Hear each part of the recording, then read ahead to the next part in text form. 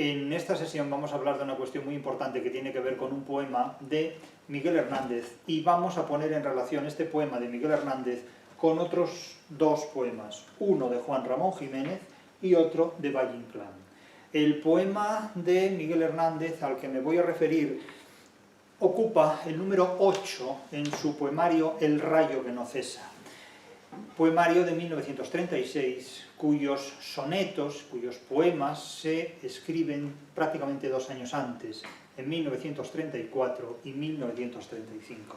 El poema al que aquí nos vamos a referir, al que aquí vamos a comentar, vamos a hablar de este poema, es un poema que exalta las partes del cuerpo femenino, concretamente del cuerpo de su amada, en unos términos que están en clara concomitancia con buena parte de la poesía del siglo de oro español, pero también, y sobre todo, y a mi juicio más que en ninguna otra tendencia, está en consonancia con la poesía modernista. Aquí hay mucho de Juan Ramón Jiménez y mucho también de la etapa modernista de un Valle Inclán.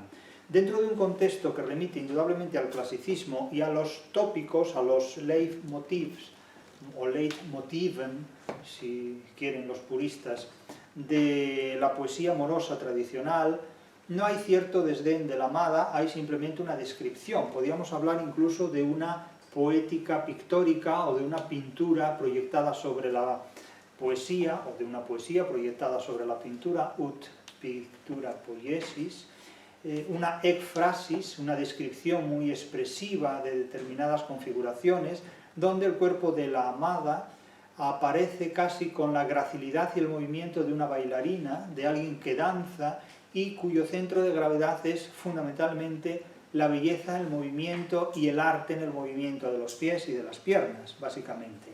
Vamos a leer directamente el poema y después iremos analizando verso a verso, estrofa a estrofa, las posibilidades significativas que desde el punto de vista de la creación literaria contiene la originalidad de esta visión, de esta imagen en movimiento pero detenida y retenida de lo que es la belleza de un cuerpo femenino desde el punto de vista de la exaltación masculina de un poeta. El poema no lleva título, simplemente es el número 8 del rayo que no cesa, y dice así: por tu pie la blancura más bailable, donde cesa en 10 partes tu hermosura, una paloma sube a tu cintura, baja a la tierra un nardo interminable. Con tu pie vas poniendo lo admirable del nácar en ridícula estrechura, y a donde va tu pie va la blancura, perro sembrado de jazmín calzable. A tu pie tan espuma como playa, arena y mar me arrimo y desarrimo, y al redil de su planta entrar procuro. Entro y dejo que el alma se me vaya por la voz amorosa del racimo. Pisa mi corazón, que ya es maduro. En definitiva, el poema, que se inicia con una descripción enormemente sensual, cuyo centro de gravedad está en el sentido de la vista, describe perfectamente los movimientos de una mujer que, como si se tratara de una bailarina, casi aquí podríamos decir que hay una extraordinaria idealización de un cuerpo femenino que casi se convierte en una Dulcinea del Toboso a partir de lo que podría ser alguien como una labradora a la que pudiera acceder el poeta Miguel Hernández, pero que está extraordinariamente, no diré idealizada, pero sí estilizada, está embellecida por el poder de la literatura. La literatura es uno de los más potentes embellecedores que hay de la realidad, sin incurrir necesariamente en un idealismo que nos aleje de la realidad, sino que, paradójicamente, lo haga mucho más comprensible de lo que pueden hacer otros idealismos respecto a la realidad a la que idealmente se refieren. Pero nótese, vamos a ir partes por partes, vamos parte a parte, vamos al primero de los cuartetos. Se advierte del por tu pie. Es decir, el protagonismo de todo el poema se concentra en el pie de esta mujer que se mueve, insisto, con el arte, con la industria, con la virtud de movimientos de una danzante, de una actriz de ballet, podríamos decir así, de una gimnasta incluso de ballet. El pie aquí sirve de intermediario para que sobre él se describa toda la arquitectura de un cuerpo en movimiento. Por tu pie, la blancura más bailable. El poeta ya se nos presenta aquí con una metáfora de aposición, una metáfora positiva que subraya dos aspectos, uno de ellos constante a lo largo del soneto, la blancura, el color inmaculado, la expresión sin mancha, sin mácula, cual una hostia, consagrada o sin consagrar, en constante y lúcido movimiento. Es decir, es una blancura, insisto, subrayo la cualidad de inmaculada, porque está casi divinizada, podríamos decir. Por tu pie, la blancura más bailable, es decir, tu pie es la blancura más bailable, lo cual dota de dos atributos enormemente importantes a la base de todo el cuerpo, de un movimiento equivalente a la danza, al baile, pero con un valor, casi diríamos, artesano, de arte bien hecho, y sobre todo impoluto, de luminosidad, de blancura y de brillantez. Esta cualidad, la blancura, va a subrayarse a lo largo de todo el poema, a pesar de que una labradora, suponemos que puede tratarse de una labradora, aunque no dice ni que sí ni que no, estaría tostada por el sol, estaría quemada por el sol, pero sin embargo la tez blanca, la piel blanca, está asociada sobre todo, en el siglo de oro sin duda, a la pureza, a la calidad de estamento social y por supuesto a la distinción nobiliaria. Porque las gentes que trabajan, que no son nobles, evidentemente están de alguna manera o de muchas maneras quemadas por el sol. Por tu pie, la blancura más bailable, donde cesa en 10 partes tu hermosura, aquí hay hermenéuticas e interpretaciones muy variadas. Las 10 partes de tu hermosura se han identificado a veces con cánones de belleza y no se ha encontrado ninguna solución, porque no hay cánones de belleza que distribuyan la belleza en 10 partes, o al menos no se conocen en el momento de la escritura de este soneto. Pero quizás haya cuestiones más elementales. ¿Dónde termina la hermosura de los pies? En unas extremidades que son los dedos, 5 en cada uno normalmente. Donde cesa en 10 partes tu hermosura, puede apelar precisamente a las más diminutas extremidades de los dedos. No se dice donde cesa en 10 uñas tu hermosura, o en 10 pezuñas, no hay nada de esto, evidentemente. Eso lo dejaríamos en todo caso para un escritor como Quevedo, que quisiera tal vez desestimar la belleza de alguien en una imagen grotesca. No es el caso en absoluto de un soneto de esta naturaleza como el de Miguel Hernández. Donde cesa en 10 partes tu hermosura, cabe pensar que hace referencia a los 5 dedos de cada uno de los dos pies, en los que puede terminar la belleza de esas extremidades inferiores, caracterizadas por su blancura y por movimientos dignos de una danza. Donde cesa en 10 partes tu hermosura. Una paloma sube a tu cintura, baja a la tierra un nardo interminable.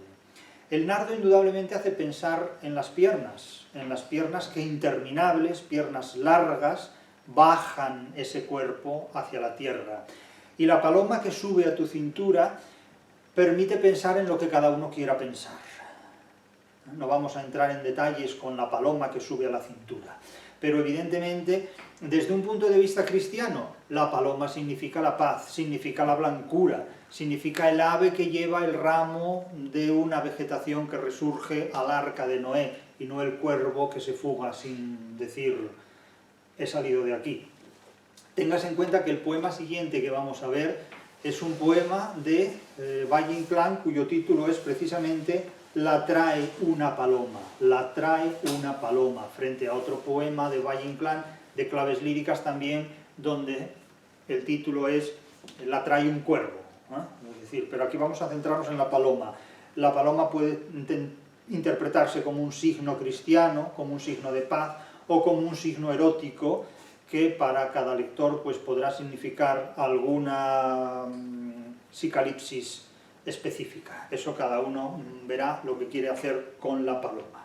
Lo que sí es cierto es que la antítesis resulta innegable, la paloma que asciende a tu cintura y el nardo que baja hacia la tierra interminable. El nardo indudablemente tiene que remitir a la pierna, a la extremidad de la pierna, y la paloma pues evidentemente puede remitir al abrazo de la cintura, puede remitir al movimiento en general corporal del cuerpo femenino, valga la redundancia, el movimiento corporal del cuerpo, no es un pleonasmo barato ni gratuito, sino que simplemente remite a una patología de ese movimiento artesanal perfectamente digno del más elevado arte de la danza, que dota naturalmente a la paloma, que suponemos blanca, porque está hablando constantemente de la blancura más bailable, y al nardo, que es una flor eminentemente blanca, expresivamente blanca, típicamente blanca.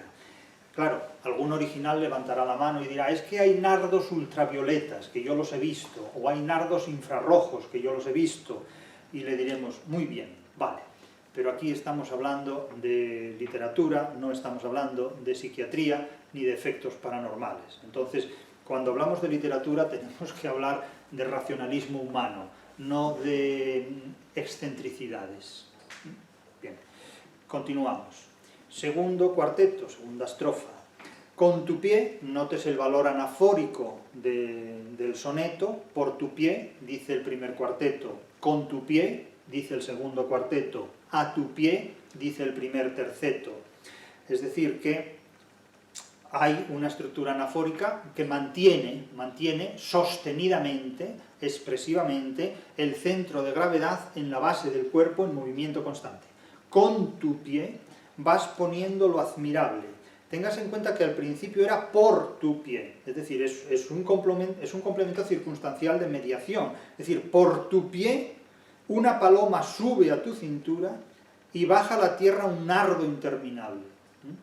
Claro, el pie en un momento dado se puede convertir en paloma que asciende a la cintura con unos movimientos que casi un gimnasta puede hacer. Yo no los voy a repetir aquí porque no vamos a hacer payasadas en público, ni en privado tampoco, pero imagínense ustedes a alguien ejerciendo esta danza, ¿no?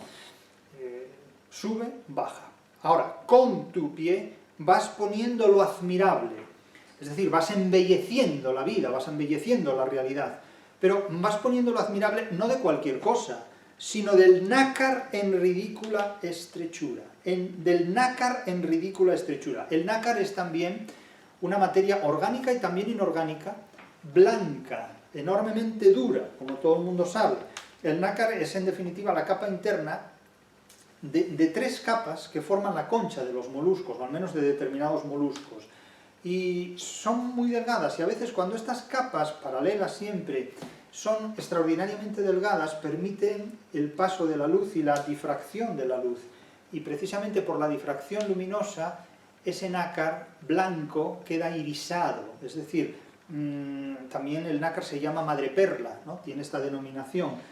Es una configuración muy propia del siglo de oro, la apelación al nácar, a lo nacarado, está muy en Góngora, está muy presente en Góngora y en otros poetas del siglo de oro, y por supuesto en los autores modernistas, como no lo va a estar en Rubén Darío y en el propio Juan Ramón.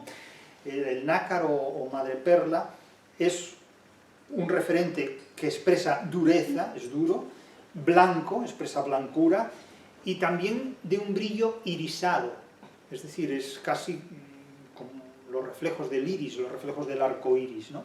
De tal manera que si advierte que con tu pie vas poniendo lo admirable del nácar en ridícula estrechura, quiere decir que la belleza de esta mujer con sus movimientos corporales, cuyo centro de gravedad es el pie, dejan en ridículo la belleza de otras figuras de la naturaleza, como puede ser el nácar completamente, porque es muy superior a todas ellas. Es decir, insisto en que la literatura es un embellecedor de la realidad que contemplamos.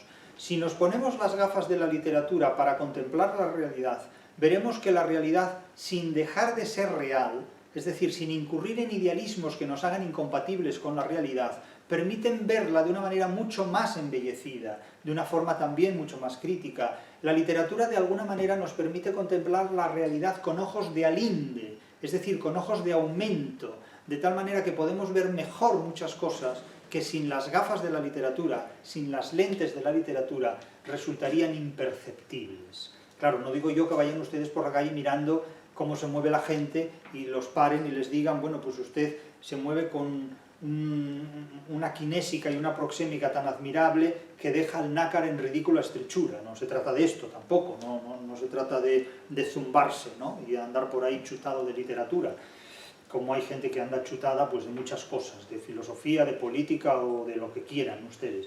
Pero la literatura no emborracha, la literatura siempre ayuda, la literatura no conduce a lo ebrio, sino a lo razonable. In vino veritas es una afirmación muy discutible en determinados aspectos. En este cuarteto, los dos últimos versos dice: y a donde va tu pie va la blancura, perro sembrado de jazmín calzable. Estos versos son enormemente representativos y tienen una cita con Góngora. En Góngora el término calzar significa muchas más cosas de lo que literalmente puede significar ajustarse los zapatos o calzarse. No solo es simplemente acomodarse al zapato o ajustarse a un zapato, sino que tiene el sentido de acomodar o ajustar en un sentido amplio. Góngora, en el Polifemo, decía del cíclope que calza su pie la gran caverna opaca. Es decir, calza su pie la gran caverna opaca. Es decir, que con el pie de Polifemo, vamos, se llenaba prácticamente toda la caverna, la sostenía toda la caverna, ¿eh? Porque Polifemo era casi más grande que su caverna, incluso, en definitiva. Claro, perro sembrado de jazmín calzable remite constantemente al color blanco una vez más. El jazmín es una flor genuinamente blanca, pero también puede haber jazmines no infrarrojos o ultravioletas, sino de amarillos pálidos o de rosa pálido, etc. El jazmín ya admite una coloración, un cromatismo más amplio que el nardo, en principio, pero remite aquí a un jazmín blanco, un jazmín calzable, perro sembrado de jazmín calzable.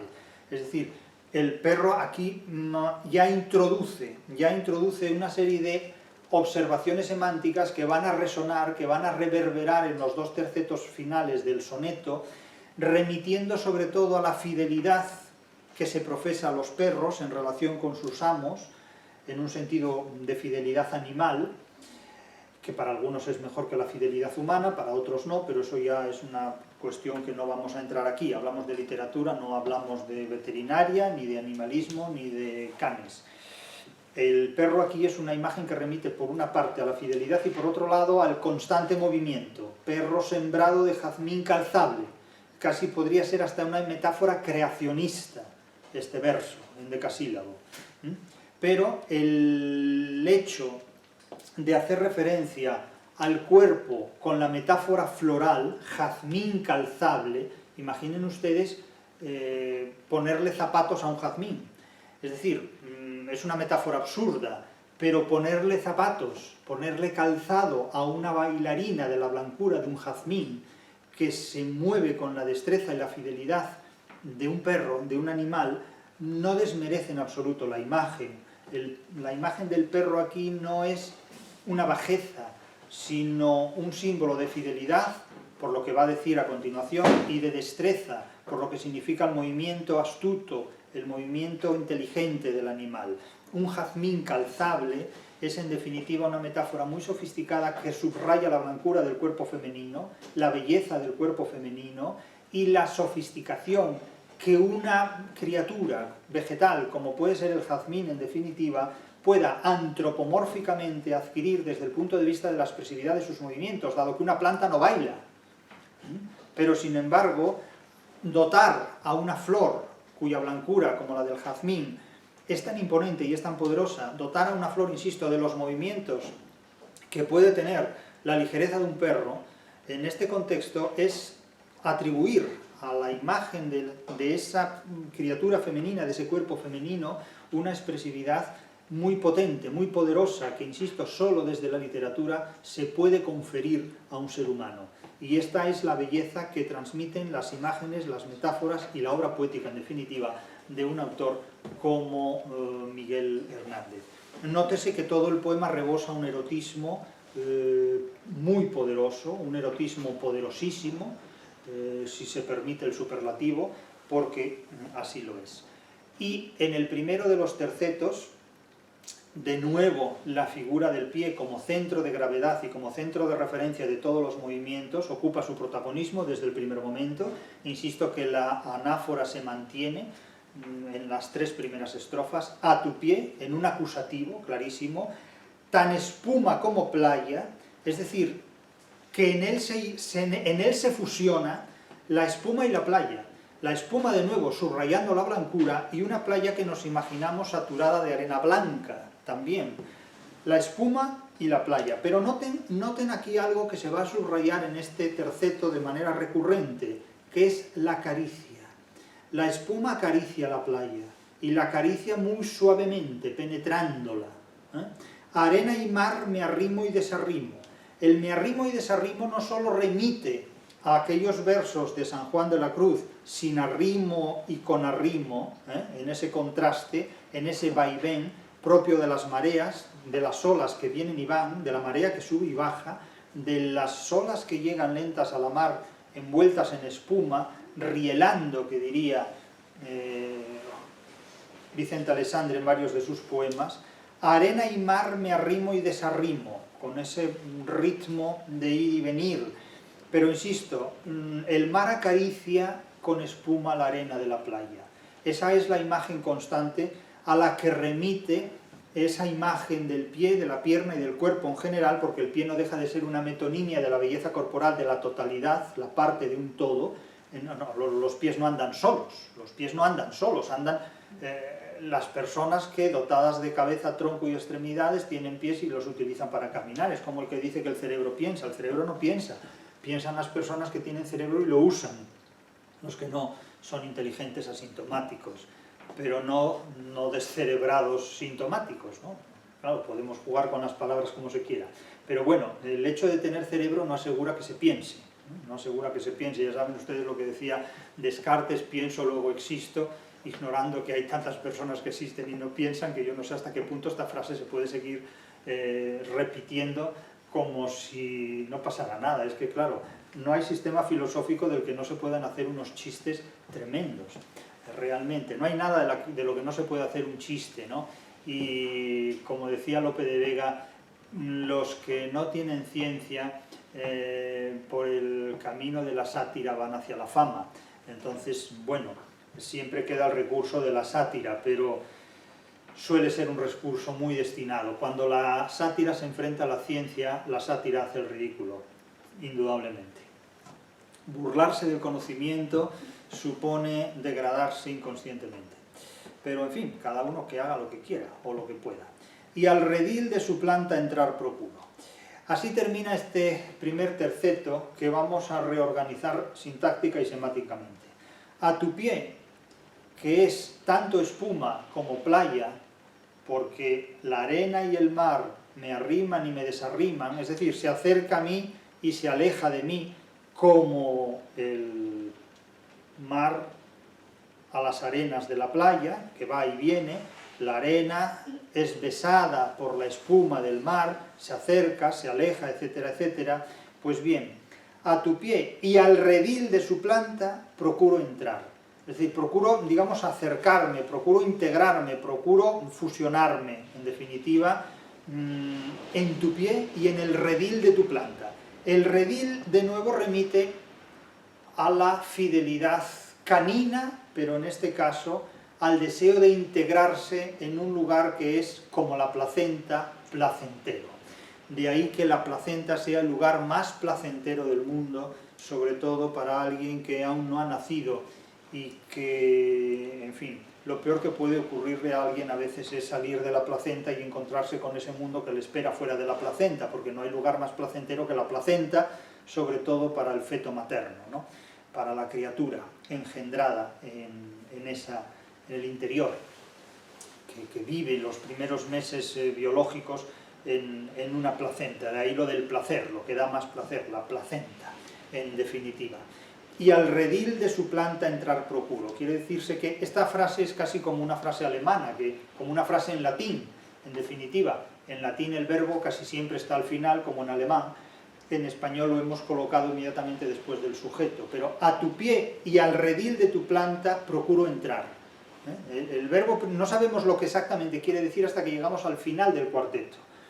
Yo procuro entrar a tu pie y al redil de tu planta. Tu pie, que es tanto espuma como playa, porque es arena y mar al que me arrimo y que se desarrima de mí. Yo me acerco y él se aleja, en un coqueteo, en un chicoleo muy claro. Evidentemente el redil remite, insisto, a un espacio de protección, de sumisión amorosa. Quiero integrarme en lo que tú eres.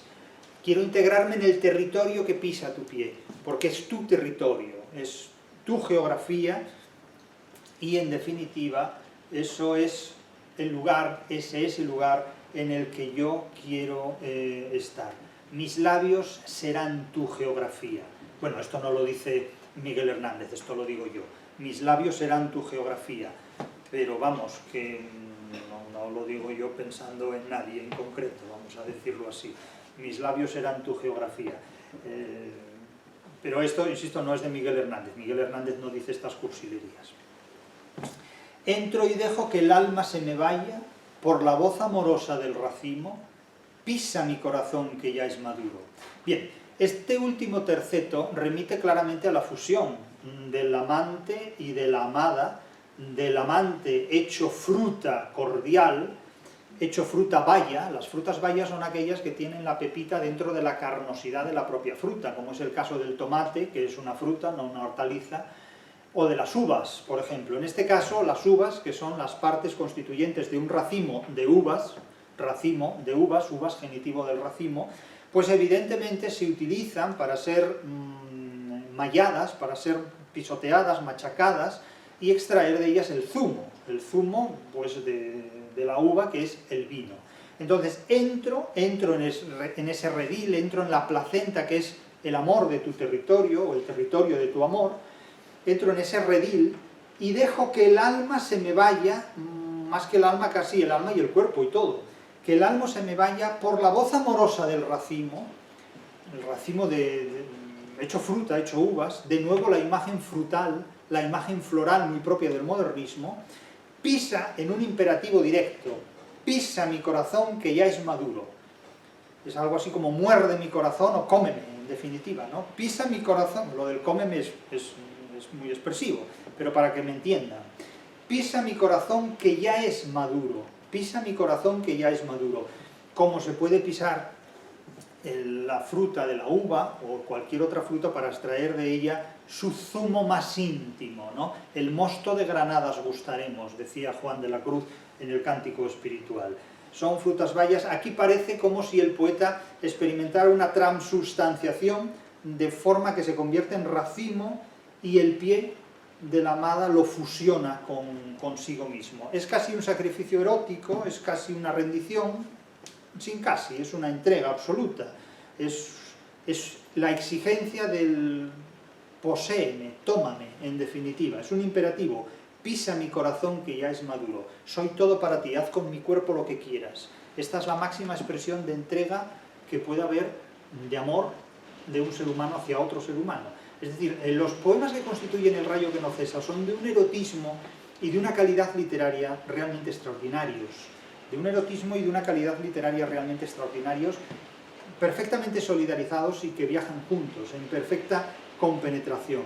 Desde el arrimo y desarrimo, marcando una paranomasia, una armonización perfecta, con evocaciones intertextuales en la lírica de Juan de la Cruz. Ya digo que leer a Miguel Hernández es leer casi todo el intertexto literario del siglo de oro e incluso también de la poesía modernista, juanramoniana y lorquiana.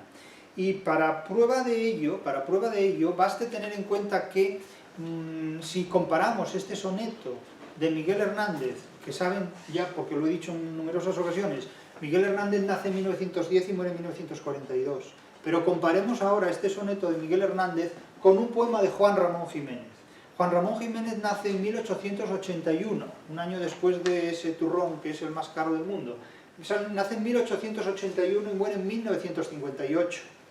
Y escribe un poema muy breve en Eternidades, que les leo, un poema breve en Eternidades que se recogió en 1922 en la segunda antología con J, segunda antología de 1898-1918, y el poema de Juan Ramón Jiménez es muy breve y dice así: te conocí porque al mirar la huella de tu pie en el sendero me dolió el corazón que me pisaste. Corrí loco, busqué por todo el día como un perro sin amo. Te habías ido ya y tu pie pisaba mi corazón en un huir sin término, cual si él fuera el camino que te llevaba para siempre. Bueno, este poema, que es de la etapa totalmente modernista de Juan Ramón Jiménez, tiene como protagonista lo que se llama una huélliga, con H y con L, huélliga. La huélliga es la huella que deja el pie sobre la tierra, sobre la arena, sobre la superficie, sobre una superficie en virtud de la cual queda marcada la huella del pie desnudo. Y entonces dice Juan Ramón, fíjense ustedes qué posromanticismo: te conocí porque al mirar la huella de tu pie en el sendero, me dolió el corazón que me pisaste. Es decir, el poeta se identifica con la materialidad del mundo que, hollada por el pie de una mujer amada, hiere lo más íntimo de su corazón. Claro, no cabe mayor hipersensibilidad, no cabe mayor sensibilidad o hipersensibilidad. Es decir, tocas un árbol y ¡ay, Dios mío! Me has tocado el corazón, me has llegado al corazón. Es lo que viene a decir Juan Ramón, ¿no? En definitiva. Y al sentir esa llamada de la mujer amada a través de la huella de su pie, corre loco y busca por todo el día, como un perro sin amo. De nuevo la imagen del perro, como un perro sin amo. De nuevo, insisto, la imagen del perro sembrado de jazmín calzable, como un perro sin amo. Y la exclamación, el epifonema, te había sido ya. Es decir, esa imagen muy propia del romanticismo. El romanticismo siempre canta a una belleza que no está presente, a una belleza que se ha perdido, que se recuerda pero que ya no se tiene. El romanticismo básicamente exalta el fracaso. Te había sido ya, y tu pie pisaba mi corazón en un huir sin término. Fíjense la imagen onírica. Está huyendo y el suelo es el corazón del poeta. Cual si él fuera el camino que te llevaba para siempre, que le llevaba para siempre hacia la eternidad. Casi puede ser una elegía. Una persona que ha fallecido y que sigue caminando por nuestro corazón y no la podemos encontrar. Es decir, la evocación y el poder evocativo que tiene la obra literaria es tan poderosa, es tan infinita, es tan potente, que este poema podría leerse como una elegía, aunque aparentemente nada tenga que ver con lo elegíaco. Y evidentemente, insisto, el protagonismo está en la huélliga. La huélliga que en efecto es la huella que deja un pie humano sobre una tierra que recoge, digamos, esa configuración.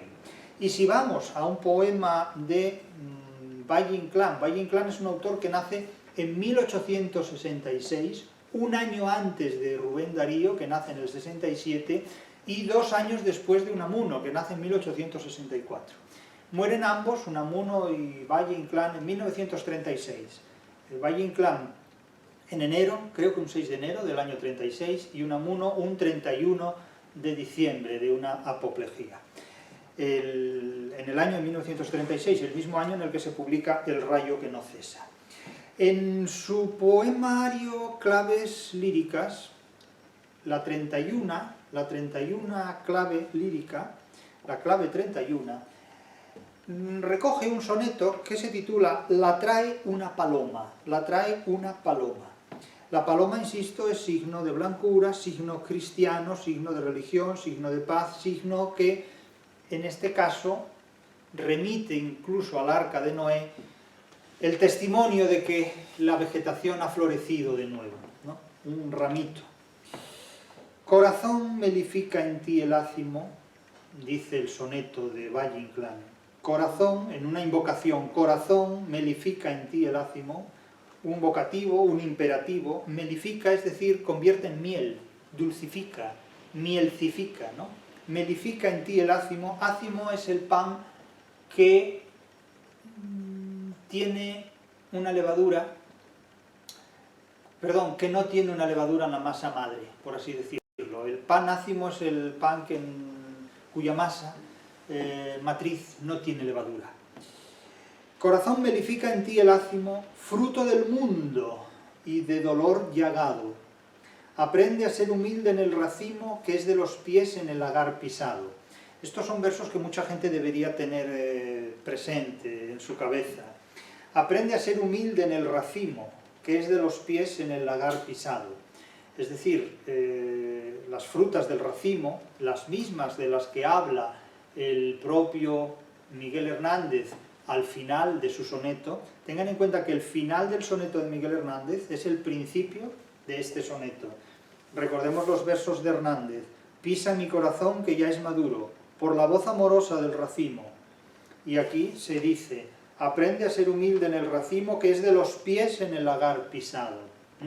Pero este racimo que será pisado en el lagar, en el yagar, que será mazado, mallado en el lagar, de ese racimo sale el zumo del vino que se convertirá después en la sangre de Cristo.